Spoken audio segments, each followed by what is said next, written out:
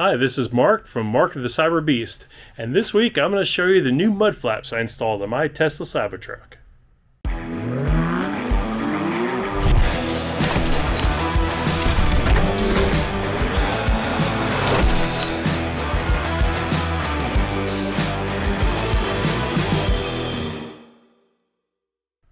And welcome back. So these are what these stylish mud flaps look like right here. It's got a great angled Cybertruck look. Installing these wasn't too bad. I did it when I was on the lift, when we did the caliper covers, but you can do it on a ramp. You could also do it just on the ground.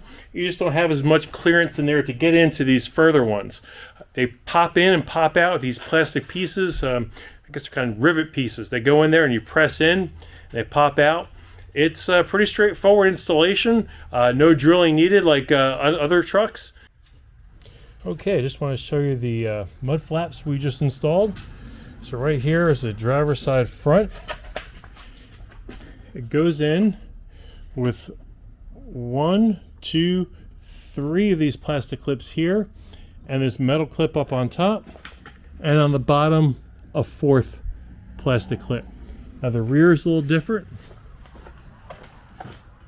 The rear you have 1, 2, 3, 4 plastic right here inside, and then on the very bottom you get a Torx bit right here and put it back on there, and this is what the rear one looks like.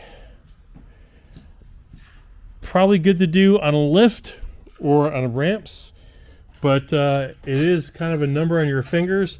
Just be careful taking these plastic pieces off and putting them on, but make sure they go in pretty well. Gives a nice stylish Cybertruck look with the angled corners there.